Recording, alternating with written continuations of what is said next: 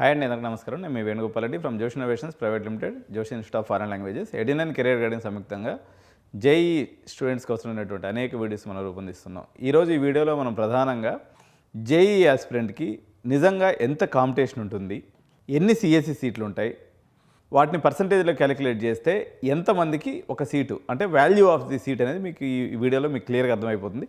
ఒకసారి వీడియో చూద్దాం. So IIT versus NIT the CSE truth. CSE సీట్లు అసలు రహస్యం ఏంటి, complete seat matrix analysis. So మొత్తం ఒక 14 లక్షల మంది రాస్తే 1 లక్ష మంది అటెండెన్స్ అవి పోయినా 13 లక్షలు అయితే నికరంగా నిలబడతారండి.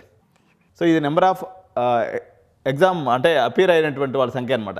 సో నలుగురిలో అందరూ సిఎస్సి కావాలంటారు, కొంతమంది ఆర్కిటెక్చర్ వాళ్ళు ఉంటారు, వాళ్ళ యొక్క నెంబర్ అనేది చాలా పరిమితంగా ఉంటుంది. సో అందరూ సిఎస్సి కావాలంటారు. 5 మంది స్టూడెంట్స్ ఉంటే 3 మాకు సిఎస్సి కావాలని చెప్పి అంటారనమాట. సో ఈ రకంగా కాంపిటీషన్ ఉంది. సో సిఎస్సి అంటే సిఎస్సి ఒకటేనా, సిఎస్సి ఫ్యామిలీ అంతటిని కలిపి కూడా మనం సిఎస్సి కింద ట్రీట్ చేయాలి. ఉదాహరణకి సిఎస్సి ఫ్యామిలీ అంటే ఏంది, CSE AML, general CSE, maths and computing, data science, cyber security, ఇలాంటివన్నీ కూడా సిఎస్సి ఫ్యామిలీ కిందకు వస్తాయి. సో ఇవన్నీ కూడా సిఎస్సితో సమానమైనటువంటి ప్లేస్మెంట్స్ మరియు ప్యాకేజెస్ ఉన్నటువంటి బ్రాంచెస్ కింద మనం కన్సిడర్ చేసుకోవాలి. సో ఈ బ్రాంచెస్ యొక్క ప్రాధాన్యత, సిఎస్సి కోర్ అంటే ఎవర్ గ్రీను, ఏఎంఎల్ అంటే ఇప్పుడు అంతా బూమింగ్ అదే, ఫ్యూచర్ అదే ఉంది.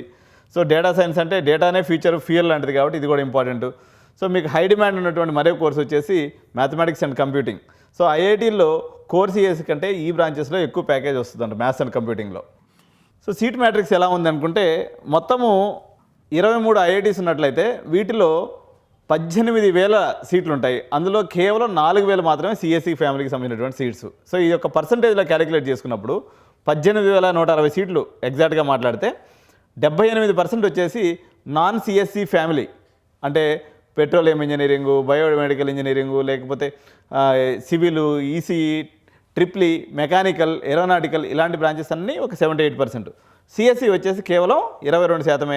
అంటే 4,000 మందికి మాత్రమే సిఎస్సి ఫ్యామిలీలో సీట్లు వస్తాయి. 4,000 అంటే దేంట్లో 2,50,000 మందిని ఫిల్టర్ చేస్తారు కదా జేఈ అడ్వాన్స్డ్ కోసం, అందులో నుంచి కేవలం 4,000 మందికే సీట్స్ వస్తాయి సిఎస్సి ఫ్యామిలీలో. సో ఎన్ఐటీలో సీట్ మ్యాట్రిక్స్ ఎలా ఉంటుందంటే మొత్తం 31 ఇన్స్టిట్యూట్స్ ఉన్నట్లయితే 39% సీట్స్ సిఎస్సికి సంబంధించింది. మొత్తం ఎన్ని సీట్లు ఉంటాయి, 24,525 సీట్లు ఎన్ఐటీస్లో ఉంటే కేవలం 61% వచ్చేసి అదర్ బ్రాంచెస్, సిఎస్సి ఫ్యామిలీకి సంబంధించినటువంటి సీట్లు కేవలం 39%. అంటే total number of seats available వచ్చేసి 9,500. సో ఇక్కడ ఎన్ని 4,000 అంటే మొత్తం 13,500 సీట్లే. 13,500 అంటే ఎగ్జాక్ట్గా మీకు 1% పీపుల్కి మాత్రమే నిజంగా సీట్ వస్తుంది. కాదు, స్ట్రైట్గా మాట్లాడితే 0.86%. ఒకసారి చూద్దాం. So elite filter JEE mains 14 లక్షల మంది రాస్తే జేఈ అడ్వాన్స్డ్కి పోయే వాళ్ళు ఎంతమంది, 2,50,000 మంది క్వాలిఫై అవుతారు. వీరంతాలో ఈ 2,50,000 మంది కూడా బెస్ట్ మైండ్సే, సీరియస్ ప్లేయర్స్ అన్నట్టు వీళ్ళు.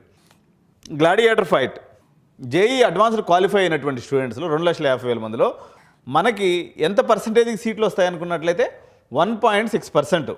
అంటే ప్రతి 100 మందిలో 1.5 మంది లేదా 100 మందిలో ఒకరికే సీట్ వస్తుంది, వాళ్ళు కోరుకున్న సీట్ అయితే మాత్రం. ఇది ఎంత కష్టం అంటే సర్వైవల్ ఆఫ్ ది ఫిట్టెస్ట్. ఇంతమందితో పోటీపడి 100 మందిలో వాడు ఒక్కడే బయటకు వస్తాడు. అందుకనే వాడు brightest of the bright mind అనమాట.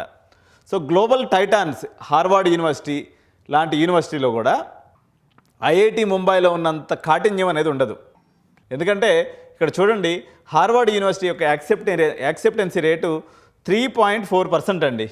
ప్రపంచంలో కల్లా ది బెస్ట్ ఇంజనీరింగ్ కాలేజ్ అయినటువంటి Massachusetts institute of technology USA, దీంట్లో యాక్సెప్టెన్సీ రేట్ 4%. వేరే ఐఐటి సిఎస్సిలో పొందాలనుకున్నట్లయితే దీని యొక్క యాక్సెప్టెన్సీ రేటు 0.86%. హార్వర్డ్ కంటే ఐఐటిలో సీటు కొట్టడం 4 రెట్లు కష్టం. సో ఇక్కడ నేను కొన్ని కీ పాయింట్స్ మీకు చెప్పదలుచుకున్నా. నిజంగా మీ దగ్గర ఫైనాన్షియల్ వైబిలిటీ ఉంటే, మీ బాబు ఐఐటి ముంబై క్యాండిడేట్ లేకపోతే ఐఐటిలో సీటు తెచ్చుకోగల క్యాపబిలిటీ ఉంటే స్ట్రైట్ అవే మీరు ప్రపంచంలో ది బెస్ట్ కాలేజెస్కి టార్గెట్ పెట్టండి, ఈజీగా మీకు పని అయిపోద్ది. ఇక్కడికన్నా ఎక్కువ ప్యాకేజ్ వస్తుంది. ఎందుకంటే ఒకటండి, మనది డెవలపింగ్ కంట్రీ కావడం వల్ల మనకి రీసెర్చ్ ఫండ్స్ అనేవి ఉండవు. మనం క్యూఎస్ ర్యాంకింగ్లో వెనకబడి ఉంటాం. తర్వాత సిలికాన్ వ్యాలీ లాంటిది మన దగ్గర లేదు. ఒకవేళ ఉన్నా అవన్నీ కూడా ఎంప్లాయ్మెంట్ ఓరియంటేషన్లో ఉన్నాయి తప్ప మనల్ని స్టార్టప్ ఎంకరేజ్ చేసి స్టార్టప్స్కి మనకి వెంచర్ క్యాపిటలిస్టులు వచ్చేసి కోటాను కోట్లు డబ్బులు ఇచ్చే పరిస్థితి భారతదేశంలో లేదు. కానీ నేను ఒక మాట చెప్తున్నాను, మన ఐఐటీలో చదివేటటువంటి ఏ విద్యార్థి హార్వర్డ్ విద్యార్థి కన్నా తక్కువ తెలివితేటలు గలవాళ్ళు కాదు. ఒక రకంగా చెప్పాలంటే వాళ్ళకన్నా ఎక్కువ తెలివి ఉంది మన దగ్గర. కానీ మనకి రిసోర్సెస్ అనేవి చాలా లిమిటెడ్. ఎందుకంటే మనం డెవలపింగ్ కంట్రీలో ఉన్నాం, వాళ్ళు డెవలప్డ్ కంట్రీలో ఉన్నారు.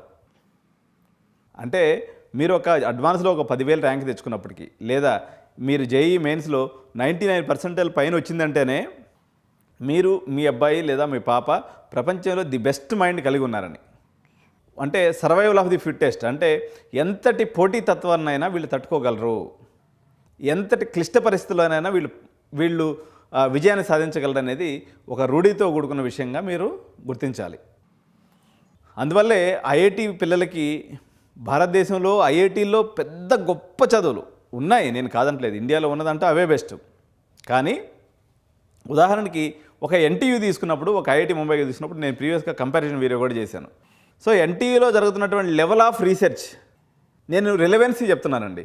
మన ఐఐటి ముంబై ఏమాత్రం తక్కువ కాదు. నేను ఎందుకంటే ఐఎమ్ ఏ ప్యూర్ అన్ని రకాలుగా నాకు భారతదేశం అంటే ఎంతో ప్రీతిపాత్రమైన దేశం. This is my country.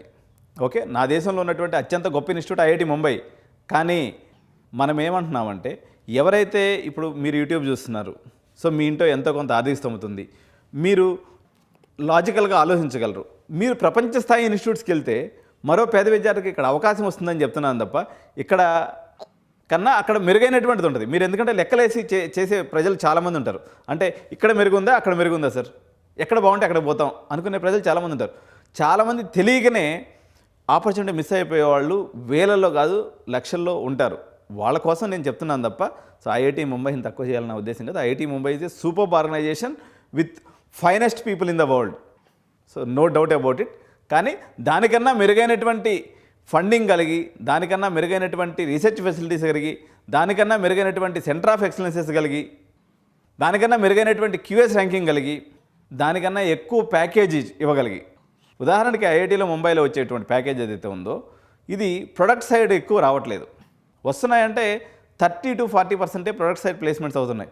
Remaining 40% లేదా 50% ఫినాన్స్ కంపెనీలోకో హెడ్జ్ ఫండింగ్లోకో ఇటువైపు వెళ్తున్నారు అనమాట. అది యాక్చువల్గా వాళ్ళు వెళ్ళకూడనటువంటి ఏరియా. అంటే మీ యొక్క అద్భుతమైనటువంటి మేధాశక్తి, హార్వర్డ్ని మించినటువంటి మేధాశక్తి ఉన్నట్టే మీ పిల్లలు ఐఐటీలో చదువుతున్నారంటే, అంతటి మేధాశక్తిని మీరు ఏదైనా ఒక ఇన్వెన్షన్ కోసం కాకుండా ఒక బిజినెస్లో ఉన్నటువంటి ఒక చిన్న ట్రిక్కీ పార్ట్ని మేనేజ్ చేయడానికి మీరు ఎక్కువ శాలరీ తీసుకొని వెళ్ళటం అనేది దురదృష్టం. ఆ పరిస్థితి ఎందుకు వచ్చిందంటే, కోడింగ్లో మనకు ఒక 30 లక్షలు 40 లక్షలు ప్యాకేజ్ వస్తే, మనకి finance companies, funding companies, hedge funding companies ₹1 package ఇస్తున్నాయి. దాదాపు 50-60 లక్షలు అందరూ ఉండటం వల్ల మన పిల్లలందరూ అటువైపే మొగ్గు చూపుతున్నారు. వేరేది మీరు అబ్రాడ్కి వెళ్ళినట్లయితే, సో మీకు నిజంగా ఒక 50 లక్షలు 60 లక్షలు 70 లక్షలు ₹1 ప్యాకేజ్ వచ్చినా అది డెవలప్మెంట్ సైడ్ ఉంటుంది. కాబట్టి మీ యొక్క కెరీర్ అనేది చాలా ఫాస్ట్ పేస్లో వచ్చేస్తుంది. రేపు పొద్దున 100 కోట్ల శాలరీ, 200 కోట్ల శాలరీ అన్నీ మనం పేపర్లో చూస్తుంటాం తప్ప నిజాలు అనేది మన దగ్గర రియలైజేషన్ అనేది చాలా తక్కువ పరిస్థితి ఉంటుంది అనమాట. సో ఆ కళను నిజం చేసుకోవాలనుకున్నట్లయితే బాగా మెరిట్ ఆఫ్ ది మెరిట్. చాలామంది అనుకుంటారు ఒక కన్సల్టెన్సీని అప్రోచ్ అయ్యేటప్పుడు, మా పిల్లవాడికి సీట్ రాకపోతే అప్రోచ్ అవుతామండి, మా తెలీదా జోసా కౌన్సిల్లో ఆప్షన్ పెట్టుకునేది అని చెప్పేసి కొంత వ్యంగ్యంతో కూడుకున్నటువంటి స్వరంతో చెప్తూ ఉంటారు. మిత్రులారా, మీరు ఏదైతే అనుకుంటున్నారో అది తప్పు. ఒక రకంగా ఇప్పుడు మీ అబ్బాయి బాగా డల్ స్టూడెంట్ అనుకోండి, మీది అనకాపల్లో, శ్రీకాకుళమో, లేకపోతే పలాసో, కరీంనగర్, ఇంకో ప్రాంతం అనుకుంటే, మీ ఇంటి పక్కన కాలేజీలో చదివిన దానికి నేను జేపీలో చదివిన దానికి పెద్ద ఫరక్ ఉండకపోవచ్చు. అంటే మీ ఊళ్ళో అయితే ఒక 3 లక్షల ప్యాకేజ్ వస్తే, నేను చెప్పిన దాంట్లో అయితే 6 లక్షల ప్యాకేజ్ వస్తుంది, అంతే తప్ప ఏం అద్భుతాలు జరగవు. వేరే అది మెరిట్ ఆఫ్ ది మెరిట్ స్టూడెంట్ని నా దగ్గరికి తీసుకొని వస్తే, వాడు రేపు పొద్దున ఒక కంపెనీకి సీఈఓ కావచ్చు, లేదా ఒక గొప్ప ఇన్వెన్షన్ చేయొచ్చు. సో దీనికి ఫస్ట్ వాడికి ఇచ్చిన కౌన్సిలింగ్కి చాలా వ్యత్యాసం అండి. అందువల్ల మెరిట్ స్టూడెంట్స్కి కన్సల్టెన్సీ అవసరం లేదు, మెరిట్ స్టూడెంట్స్కి మెంటర్ అవసరం లేదనుకోవటం ఒక అపోహ. ఒకసారి చూద్దామండి, ఇది వీడియో కంప్లీట్ చేద్దాం. So scarcity equal to global value. 0.86%కి గ్లోబల్ రేట్ ఏదైతే యాక్సెప్టెన్స్ ఉందో, అందుకనే ఐఐటిఎన్లు అంటే ప్రపంచవ్యాప్తంగా ఉన్న కంపెనీస్కి అంత గౌరవం. సో సిల్వర్ లైనింగ్ అండి, మనకున్న రెండు ఇప్పుడు మనం ఎన్ఐటీస్ గురించి చూస్తూ ఉన్నాం. హోమ్ స్టేట్ కోటా మరియు ఫిమేల్ సూపర్ న్యూమరీ సీట్స్ ఏదైతే ఉన్నాయో ఇవి మనకు అడ్వాంటేజ్. ఎవరైతే ఎన్ఐటి వరంగల్ మరియు ఎన్ఐటి ఏపీ తెలుగు విద్యార్థుల కోసం 50% సీట్స్ ఉంటాయి కాబట్టి, రిజర్వేషన్ కోటా ఉండి సూపర్ న్యూమరీ కోటా ఉంటే మాత్రం వాళ్ళకి ఫస్ట్ అయితే హోమ్ స్టేట్ కోటాని యూజ్ చేసుకుంటే మంచిదన్నమాట. సో అమ్మాయిలకు వచ్చేసి 20% ఎక్స్ట్రా సీట్స్ ఉన్నాయి. ఇంకొక అబ్జర్వేషన్ చెప్తాను, మనము ఉమెన్స్ ఈక్వాలిటీ గురించి చాలా సందర్భాల్లో మాట్లాడుతుంటాం. నా కొడుకైనా కూతురైనా ఒకటే, కూతురిని కూడా నేను సమానత్వంగా చూస్తాను. ఇవన్నీ కబుర్లకే పరిమితం అవుతాయి. వాస్తవానికి ఐఐటీలో 10 మంది అబ్బాయిలు జాయిన్ అయితే అందులో ఒక అమ్మాయి కూడా ఉండలేదు.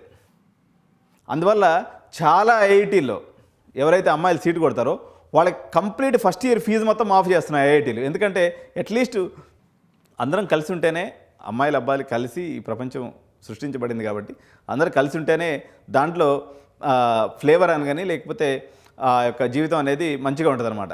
సో ఐఐటీ లెవెల్కి వచ్చేసరికి ఇప్పుడు మామూలుగా మెడికల్లోకి వస్తే 70% అమ్మాయిలు 30% అబ్బాయిల రేషియో.